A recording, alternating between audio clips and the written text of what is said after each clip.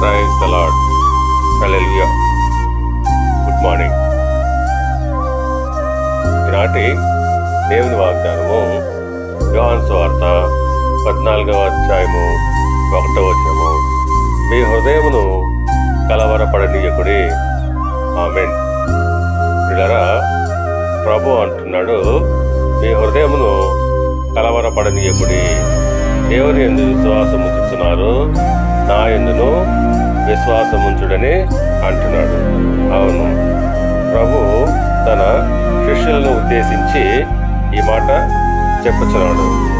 ఆయన సిలువ వేయబడే సమయము దగ్గర పడింది.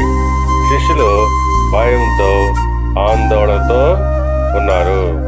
అప్పుడు యేసు వారికి ధైర్యం చెప్పాడు. భయపడవద్దు, నన్ను నమ్మండి అని అంటున్నాడు. ఆ ప్రకారంగానే జీవితంలో సమస్యలు, అనారోగ్య బాధలు, కుటుంబ భారాలు, భవిష్యత్తు భయాలు వచ్చినప్పుడు మనము కలవరపడతాము. కానీ దేవుడు మనలను శాంతిలో నడిపించాలనుకుంటాడు. అలాంటప్పుడు ఆయనను ఆశ్రయించమని పిలుస్తున్నాడు.